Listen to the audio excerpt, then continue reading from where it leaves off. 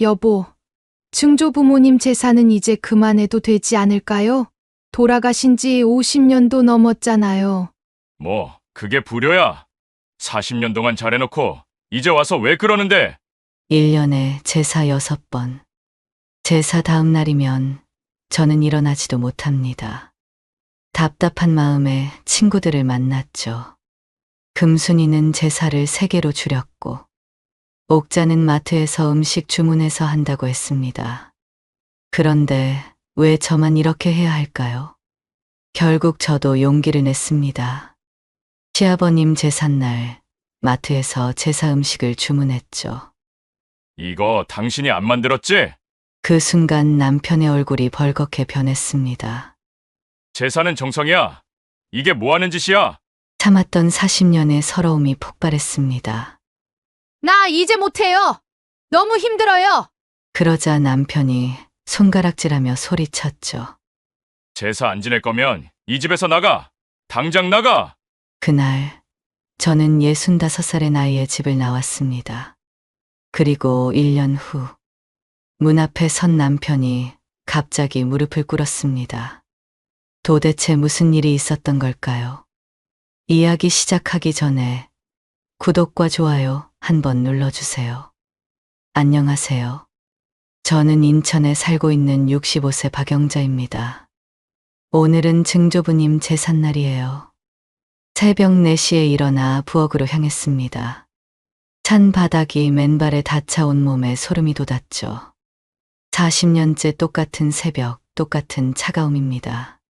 결혼하자마자 시어머니 손에 이끌려 제사상 차리는 법을 배웠어요.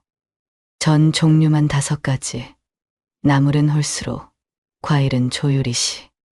그땐 새댁이라 무조건 외웠죠. 증조 부모님 제사의 설날, 추석까지 1년에 4번. 이 집의 며느리니까 당연하다고 생각했습니다. 그런데 시부모님이 돌아가시면서 제사가 6개로 늘었어요. 아들하고 딸이 어릴 때는 그래도 옆에서 도왔는데 결혼하고 나서는 저 혼자 몫이 되었죠. 며느리 수진이는 늘 도와준다고 말만 하고 제삿날이면 슬그머니 사라집니다. 동태전을 부치다 기름이 튀어 손등을 대었어요. 뜨거운 통증에 눈물이 핑 돌았지만 참았습니다. 17가지 음식을 혼자 준비하려면 멈출 시간이 없으니까요. 무릎이 시큰거려 주물러대며 버텼죠. 남편은 언제 일어났는지 거실에 앉아 텔레비전을 보고 있었습니다. 뉴스 소리가 부엌까지 들렸죠. 가끔 부엌을 기웃거리며 한마디씩 던졌어요. 한국 가는 제대로 봤어? 작년엔 싱거워서 큰아버지가 뭐라고 하셨잖아. 대답도 하지 않고 묵묵히 탕국을 끓였습니다. 소고기를 넣고 물을 넣고 대파를 넣고 맛을 보니 간이 딱 맞았어요. 40년 동안 해온 일인데 틀릴 리가 있나요? 나물을 무치고 적을 꽂고 과일을 깎고 정신없이 움직이다 보니 어느새 저녁 제사상을 차릴 시간이 되었습니다. 무거운 상을 들고 거실로 나가려는데 갑자기 현기증이 났어요. 눈앞이 빙글빙글 돌더니 검게 변했습니다. 쿵 하는 소리와 함께 마룻바닥에 주저앉았어요. 상에 올릴 밥그릇이 바닥에 굴러갔죠. 천장에 형광등이 빙빙 도는 것 같았어요. 남편이 놀라 달려왔습니다. 제 얼굴을 내려다보며 걱정스러운 표정을 지었죠. 영자야, 괜찮아? 물 한잔하고 좀 쉬었다가 해. 아직 30분 정도 시간 있어. 물 한 잔 마시고 벽을 짚으며 겨우 일어났습니다. 40년을 함께 산 남편인데 제가 쓰러져도 제사 걱정이 먼저인가 봐요. 가슴 한구석이 서늘해졌지만 꾹 참았습니다. 다시 부엌으로 가서 떨어진 밥그릇을 주웠어요. 다행히 깨지지는 않았네요. 그릇을 씻어 다시 밥을 담고 하나하나 제사상에 올렸습니다. 정해진 위치에 정성스레 놓았죠. 제사가 끝나고 상을 치우는데 온몸이 천근만근이었어요. 그릇을 싱크대로 옮기며 생각했습니다. 도대체 언제까지 이렇게 살아야 할까?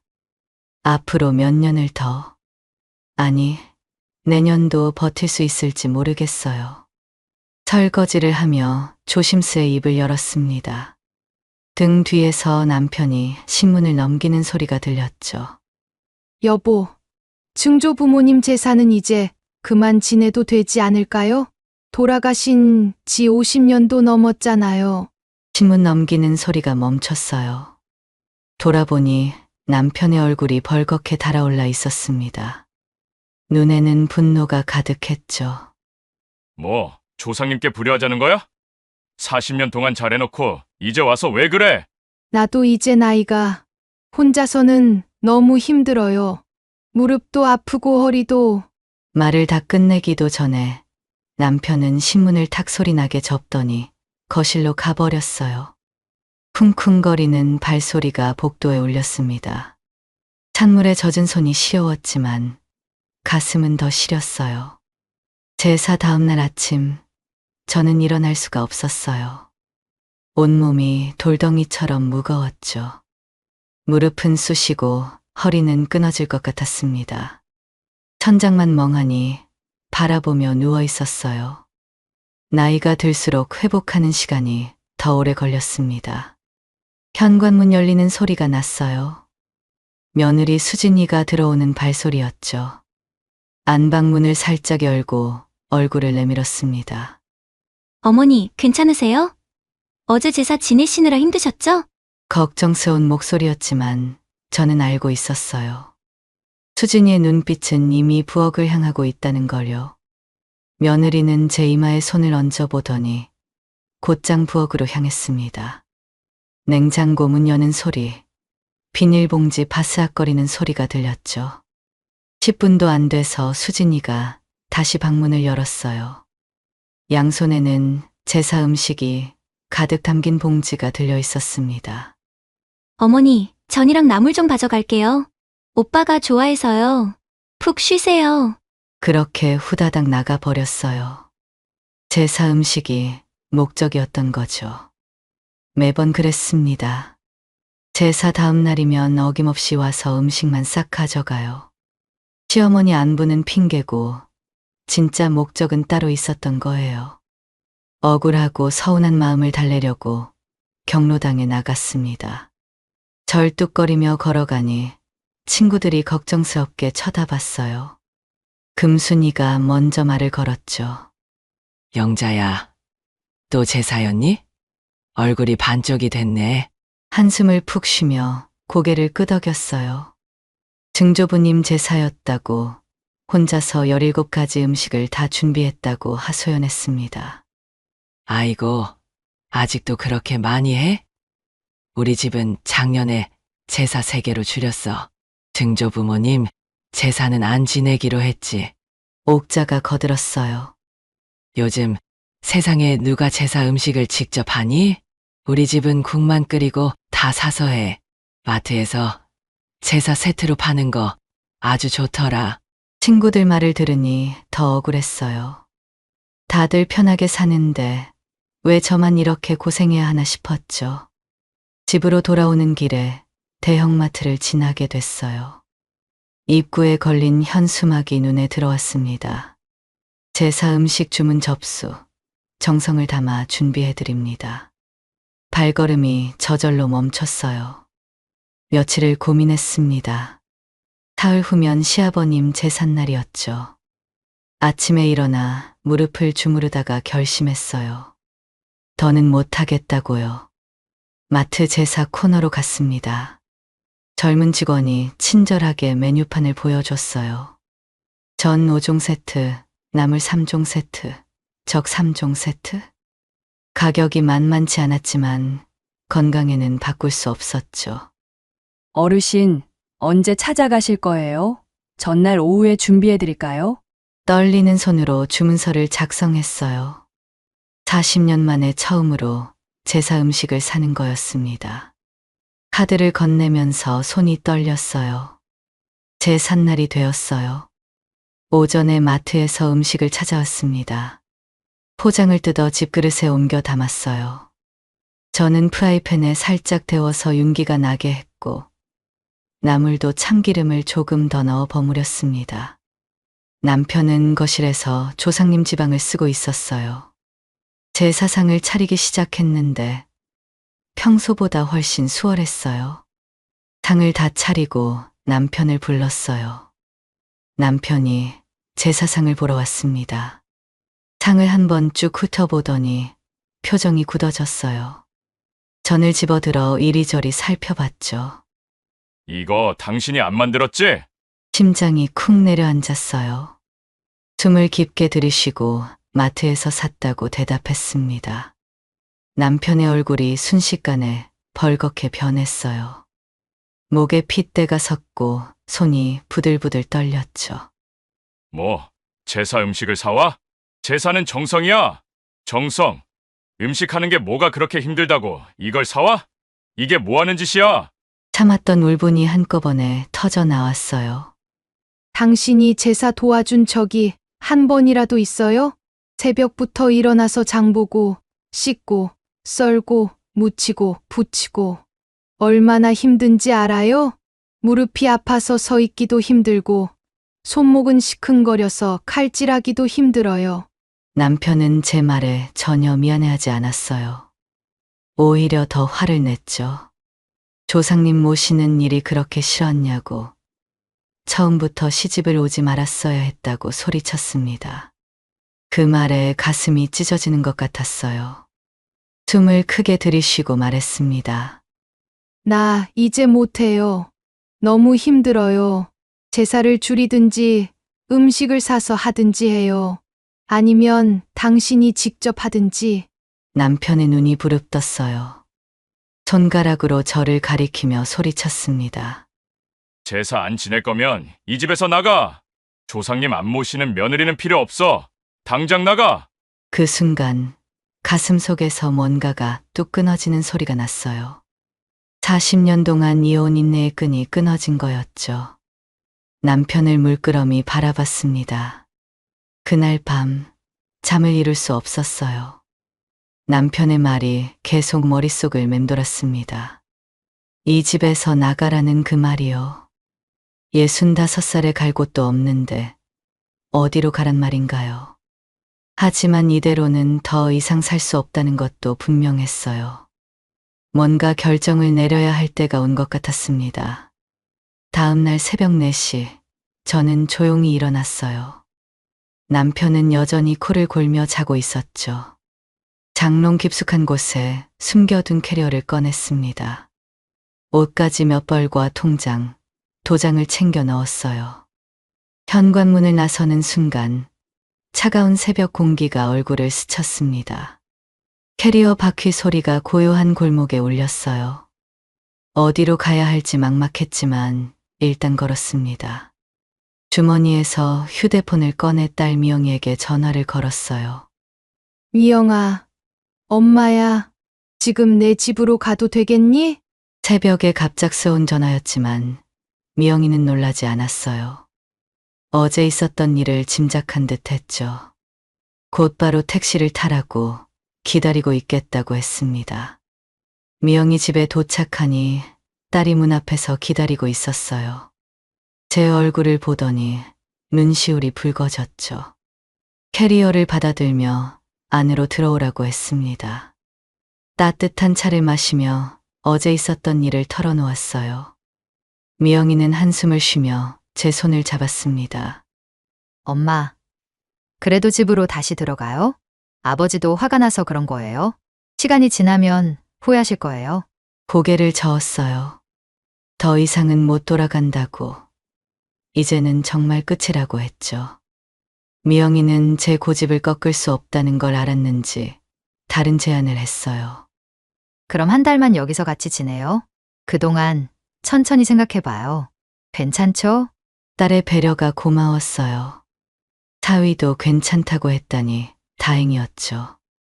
그렇게 미영이 집에서 지내기 시작했습니다. 하루가 지나고 일주일이 지나고 한 달이 다 되어가는데도 남편에게서는 전화 한 통 없었어요. 40년을 함께 산 아내가 집을 나갔는데도 찾지 않는다니.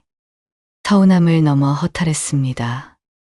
한 달째 되던 날, 저는 결심했어요. 그동안 모아둔 비상금으로 작은 원룸을 구하기로 했죠. 부동산을 돌아다니며 깨끗하고 조용한 곳을 찾았습니다. 보증금 2천만 원에 월세 30만 원짜리 원룸이었어요. 좁지만 혼자 살기엔 충분했습니다. 어르신 혼자 사시는 거예요? 관리도 잘 되어 있고 조용해서 좋을 거예요. 계약서에 도장을 찍으며 새로운 삶이 시작됐음을 실감했어요. 그렇게 별거 아닌 별거가 시작됐습니다. 미영이가 집들이 선물로 이불과 그릇을 사줬어요. 작은 공간이지만 제 마음대로 꾸밀 수 있다는 게 좋았죠. 원룸에서 보낸 지 일주일쯤 됐을까요? 달력을 보니 시어머님 제삿날이 다가오고 있었어요. 문득 남편이 어떻게 하려나 궁금했습니다. 혼자서는 절대 못할 텐데. 이번엔 전화가 올 거라고 생각했어요. 제사는 지내야 할 테니까요. 하지만 제삿날 아침이 되어도 전화는 오지 않았습니다. 점심때가 지나도 마찬가지였어요. 혹시 혼자 하려나 싶어 불안한 마음이 들었죠. 그러다 오후 3시쯤 휴대폰이 울렸어요. 남편인가 싶어 화면을 봤더니 며느리 수진이었습니다. 어머니, 저 수진이에요. 지금 시간 있으세요? 급한데요. 무슨 일인가 싶어 물어봤어요. 수진이는 다급한 목소리로 설명했죠. 오늘이 시어머님 제삿날인데 아버님이 갑자기 자기를 부르셨다는 거예요. 제사 준비를 하라고 했다나요. 제사 음식을 한 번도 만들어 본 적이 없는데 어떻게 해야 할지 모르겠다고 했습니다. 아, 결국 며느리한테 시켰구나. 제가 40년 동안 했던 일을 이제 며느리가 하게 됐네요. 복잡한 마음이 들었지만 수진이가 불쌍했어요. 전 종류부터 차근차근 설명해 줬습니다. 동태전은 소금 간을 먼저 하고 밀가루 반죽은 너무 되직하면 안 된다고요. 어머니, 나물은 몇 가지 해야 해요? 그리고 과일 놓는 순서가 어떻게 되죠? 1시간 넘게 통화하며 하나하나 알려줬어요. 중간중간 수진이가 한숨을 쉬는 소리가 들렸죠. 제가 처음 제사 준비를 배울 때가 생각났습니다. 그땐 시어머니가 옆에서 직접 가르쳐 주셨는데 수진이는 전화로만 배워야 하니 더 힘들겠죠. 통화를 끝내고 창밖을 바라봤어요. 해가 뉘엿뉘엿 지고 있었습니다. 저 집에서는 지금 수진이가 허둥지둥 제사 준비를 하고 있겠죠. 남편은 또 거실에 앉아 텔레비전이나 보고 있을 거고요. 갑자기 모든 게 우스워졌습니다. 결국 아무것도 변하지 않았네요. 하는 사람만 바뀌었을 뿐. 다음 날 아침 아들 민철이에게서 전화가 왔어요. 휴대폰 화면에 뜬 이름을 보며 잠시 망설였습니다. 받을까 말까 고민하다가 통화 버튼을 눌렀어요. 엄마, 이제 그만 집으로 들어가세요. 어제 보니까 아버지도 미안해 하시는 것 같더라고요. 미안해하는 것 같다고요? 그럼 왜 직접 전화하지 않고 아들을 시켜서 전하는 건가요? 가슴 한 구석이 서늘해졌습니다. 민철이가 말을 이었어요. 그리고 수진이 어제 제사 끝나고 엄청 울었어요. 제사 준비하면서 아버지한테 엄청 혼나고 제사 정리도 혼자 다 하느라 힘들었다고. 순간 화가 치밀어 올랐어요. 그래서 뭐 어쩌라고요? 제가 40년 동안 겪은 일을 수진이가 단 하루 겪었다고 이제 와서 하소연인가요? 엄마가 아니라 수진이 힘들까봐 집으로 들어가라는 거니? 수진이 힘드니까 엄마가 대신 가서 제사하라는 거야? 민철이가 더듬거렸어요. 그게 아니라 가족이니까 서로 이해하고. 뭐 그런 말들을 늘어놓았죠. 들을수록 서운했습니다. 남편도 아들도 결국 자기 편한 것만 생각하는구나. 제가 왜 집을 나왔는지, 얼마나 힘들었는지는 관심도 없어요. 전화를 끊고 마음을 다잡았습니다. 이제는 정말 모든 걸 잊고 저만의 삶을 살아야겠다고요. 40년 동안 남을 위해 살았으니 이제는 저를 위해 살아도 되지 않을까요? 그렇게 2달이 흘렀어요. 원룸에서의 생활도 제법 익숙해졌죠. 아침에 일어나면 간단히 차려 먹고 공원을 산책하고 오후엔 도서관에 가서 책도 읽었습니다. 제사 걱정 없이 편안하게 잠들 수 있다는 게 이렇게 좋은 줄 몰랐어요. 그러던 어느 날 아침 민철이에게서 다급한 전화가 왔습니다. 화면을 보니 시간은 아침 7시. 무슨 일인가 싶어 받았어요. 엄마, 도와주세요. 큰일 났어요. 심장이 덜컥 내려앉았어요. 무슨 일이냐고 물었더니 민철이가 허둥지둥 설명했죠. 오늘이 할아버지 제삿날인데 수진이가 가지 않겠다고 한다는 거예요. 벌써 그렇게 됐나? 저도 깜빡 잊고 있었어요. 원룸에서 지내다 보니 제삿날도 잊어버렸네요. 민철이가 계속 말했습니다. 아버지가 수진이에게 제사 준비하라고 했는데 수진이가 아침부터 짐을 싸며 친정에 가겠다고 했다는 거예요. 수진이가 제사 시킬 거면 이혼하자고 해요. 엄마, 제발 오늘만 와서 제사 준비해주세요. 부탁이에요. 잠시 침묵이 흘렀어요. 전화기 너머로 민철이의 가쁜 숨소리가 들렸죠. 아들이 불쌍하기도 했지만 한편으론 화가 났어요. 이럴 때만 엄마를 찾는구나. 수진이가 제사 준비 싫어하는 것처럼 엄마도 싫어. 앞으로 이런 일로 전화하지 마. 내가 직접 하든지 아버지가 하시든지 알아서 해. 민철이가 뭐라고 더 말하려 했지만 전화를 끊었어요. 손이 떨렸습니다. 아들에게 이렇게 차갑게 말한 건 처음이었으니까요. 하지만 더 이상은 안 돼요. 제가 없어도 어떻게든 하겠죠. 저녁 때 미영이가 원룸으로 왔어요. 표정이 심각했죠. 오늘 있었던 일을 들었나 봅니다. 차를 마시며 미영이가 조심스럽게 말을 꺼냈어요. 엄마, 오늘 제사 결국 언니는 안 갔대요? 아빠가 화나서 오빠한테 앞으로 다시는 집에 오지 말라고 했다던데? 그럴 줄 알았어요. 남편의 고집이 얼마나 센지 잘 아니까요. 미영이가 말을 이었습니다. 퇴근하고 집에 들렀는데 제사상이 너무 초라했다고요. 밥하고 국만 있고 전도 과일도 제대로 없었다고 했어요. 들으면서도 마음이 복잡했습니다. 40년 동안 정성껏 차렸던 제사상이 그렇게 됐다니. 하지만 이제는 제 일이 아니에요. 남편이 선택한 길이니 남편이 감당해야죠. 창밖을 보니 어느새 해가 지고 있었어요. 미영이가 돌아간 뒤 혼자 앉아 생각했습니다. 가족이란 게 뭘까요?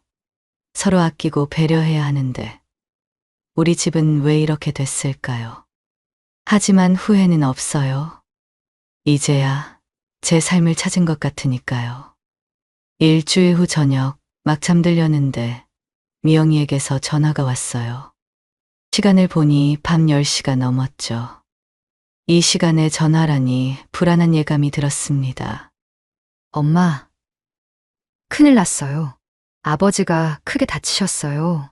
지금 응급실이에요. 와보셔야 할 것 같아요. 손이 떨렸어요. 서둘러 옷을 입고 택시를 잡아탔습니다. 병원으로 가는 내내 복잡한 마음이었죠. 6개월 만에 보는 남편이 다쳤다니. 미우면서도 걱정되는 이상한 감정이었어요. 병원 응급실에 도착하니 미영이가 복도에서 기다리고 있었어요. 얼굴이 하얗게 질려 있었죠. 무슨 일이냐고 물었더니 미영이가 울먹이며 설명했습니다. 아버지가 시장에서 장 보고 오시다가 자전거랑 부딪히셨대요. 넘어지면서 다리를 크게 다치셔서 지금 수술실에 들어가셨어요. 수술실 앞 차가운 의자에 앉아 2시간을 기다렸어요. 드디어 수술실 문이 열리고 의사가 나왔어요. 다행히 수술은 잘 끝났다고. 하지만 나이가 있으셔서 회복하는데 시간이 꽤 걸릴 거라고 했습니다. 안도의 한숨이 나왔어요. 회복실로 옮겨진 남편을 보러 갔습니다. 6개월 만에 보는 남편은 정말 많이 변해 있었어요. 머리카락은 더 하얗게 새었고 볼은 움푹 들어가 있었죠. 수염도 제대로 깎지 않아 지저분했습니다. 마취해서 덜 깬 상태로 눈을 뜨더니 저를 보자마자 얼굴이 일그러졌어요. 이게 다 너 때문이야. 6개월 만에 만난 아내에게 하는 첫마디가 이거라니. 가슴이 텅 비는 것 같았어요. 병실의 다른 환자들도 놀란 눈으로 쳐다봤죠. 숨을 깊게 들이쉬고 대답했습니다. 이게 왜 제 때문이에요? 제가 자전거로 쳤어요? 제가 넘어뜨렸어요? 남편은 이를 악물고 말했어요. 지난주 할아버지 제사를 제대로 못 지내서 조상님들이 노하신 거라고. 며느리도 안 오고 아들도 못 오게 했으니 벌을 받는 거라고 했죠. 깁스한 다리를 가리키며 이게 다 제사를 소홀히 한 대가라고 소리쳤어요. 말문이 막혔어요. 자전거 사고까지 제 탓으로 돌리다니. 40년을 함께 산 사람이 어떻게 이럴 수 있을까요? 옆에서 듣고 있던 간호사도 어이없다는 표정이었죠. 더 이상 듣고 있을 수 없어서 병실을 나왔습니다. 엄마, 아빠가 너무하네요. 엄마, 잘못이 아니잖아요. 그냥 사고였는데. 미영이가 팔짱을 끼며 위로했지만 마음이 무거웠어요. 저렇게 다쳤는데도 끝까지 고집을 꺾지 않는 남편이 안쓰럽기도 하고 답답하기도 했습니다. 그 후로 남편 소식은 미영이를 통해서만 들었어요. 3달 만에 퇴원은 했지만 아직 목발을 짚어야 한다고 했죠. 혼자서는 움직이기도 힘들어서 화장실 가는 것도 벽을 짚고 간다고 했습니다. 장 보러 가는 것도 힘들어서 편의점 도시락이나 배달 음식으로 때운다고요. 1달쯤 지났을까요? 미영이가 퇴근 후 원룸으로 왔어요. 커피를 마시다가 조심스럽게 입을 열었죠. 엄마, 아빠가 요즘 혼자서 제사 준비를 하신대요. 다리도 불편한데 억지로 부엌에 서서. 어제는 할머니 제삿날이었는데 혼자 준비하시더라고요. 듣고 있자니 마음이 복잡했어요. 미영이가 어제 집에 들렀는데 남편이 목발을 벽에 세워두고 절뚝거리며 전을 부치고 있었다고 했습니다. 균형을 못 잡아서 프라이팬을 제대로 들지도 못하고 기름이 튀어도 빨리 피하지 못해서 팔에 화상을 입었다고요. 제가 도와드린다고 했는데 막 소리를 지르시더라고요. 여자들이 다 도망갔다고. 자기가 직접 하겠다고. 그 모습을 상상하니 마음이 아팠어요. 하지만 저도 40년 동안 아픈 몸을 이끌고 제사 준비를 했어요. 남편도 이제야 힘든 걸 알았구나. 혼자서 제사를 준비하는 게 얼마나 벅찬지, 아픈 몸으로 부엌에 서는 게 얼마나 고통스러운지 느꼈겠죠. 이제 와서 불쌍하다고 다시 돌아가면 또 예전처럼 살아야 하는 거예요. 프라이팬을 들다가 균형을 잃고 뜨거운 기름에 데이고 결국 주저앉아 우는 모습까지요. 안쓰럽기도 하고 딱하기도 했지만 한편으로는 이제야 깨닫는구나 싶었습니다.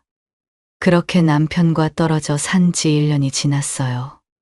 계절이 4번 바뀌는 동안 저는 그동안 못했던 것들을 하며 살았죠. 새벽잠을 실컷 자고 친구들과 여행도 가고 취미로 그림도 배웠습니다.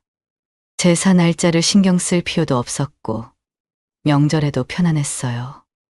하지만 가끔씩 찾아오는 허전함은 어쩔 수 없었죠. 평생을 함께한 사람이 없다는 게 이렇게 느껴지는구나 싶었습니다. 어느 봄날 오후였어요. 창문을 열고 환기를 시키고 있는데 초인종이 울렸습니다. 택배인가 싶어 문을 열었더니 뜻밖의 사람이 서 있었어요. 남편이었습니다. 1년 만에 보는 남편은 더 늙어 보였어요. 등도 많이 굽었고 얼굴에는 주름이 깊게 패여 있었죠. 여긴 어떻게 알았어요? 목소리가 떨렸어요. 남편은 문 앞에 서서 고개를 숙였습니다. 미영이가 알려줬다고, 찾아올 수밖에 없었다고 말했죠. 왜 왔냐고 물었더니 남편이 조심스럽게 입을 열었어요. 내일 증조부님 제삿날인 거 알지? 혼자서는 도저히. 그 말을 듣는 순간 가슴이 철렁했어요. 1년 만에 찾아와서 결국 또 제사 이야기라니. 실망감이 밀려왔습니다. 더 들을 말이 없다고 그냥 돌아가라고 했어요. 문을 닫으려는데 남편이 갑자기 털썩 주저앉았습니다. 무릎을 꿇은 남편의 어깨가 떨렸어요. 고개를 들어 저를 올려다보는데 눈에 눈물이 가득했습니다. 67년 평생 남편이 우는 모습은 처음 봤어요. 미안해. 당신이 얼마나 힘들었는지. 이제 알았어. 내가 너무 못됐어. 40년 동안 당신 고생을 몰라줬어. 눈물이 뚝뚝 떨어지며 말을 이었어요. 혼자서 제사를 지내보니 죽을 것 같았다고. 새벽부터 일어나 장보고 요리하는 게 이렇게 힘든 줄 몰랐다고 했죠. 다리가 아파서 서 있기도 힘든데 전을 부치고 나무를 묻히고 그때서야 당신 마음을 알았다고 울먹였습니다. 이제 그만 집으로 돌아와. 내가 잘못했어. 다 내 잘못이야. 깜짝 놀라 남편을 일으켜 세웠어요. 이 나이에 무릎 꿇는 게 쉬운 일이 아닌데 남편을 부축해 안으로 들어오게 했죠. 차를 한 잔 내어주고 마주 앉았습니다. 남편의 손이 떨리고 있었어요. 잠시 침묵이 흘렀습니다. 남편이 먼저 입을 열었어요. 지난 1년이 지옥 같았다고, 매일 후회했다고 했죠. 아들도 며느리도 오지 않고 혼자 지내는 제사는 의미가 없었다고요. 무엇보다 40년 동안 함께한 사람이 없으니 집이 집 같지 않았다고 했습니다. 제사는 내게만 지내고 음식은 같이 만들고 제가 못하면 주문해도 된다고 약속하세요. 남편이 고개를 들어 저를 봤어요. 믿기지 않는다는 표정이었죠. 제가 조건을 제시하자 남편은 급하게 고개를 끄덕였습니다. 약속할게. 이제는 내가 도울게. 부엌 일도 배울게. 남편의 간절한 눈빛을 보며 마음이 흔들렸어요. 하지만 쉽게 결정할 수는 없었죠. 40년의 서러움이 하루아침에 사라질 수는 없으니까요.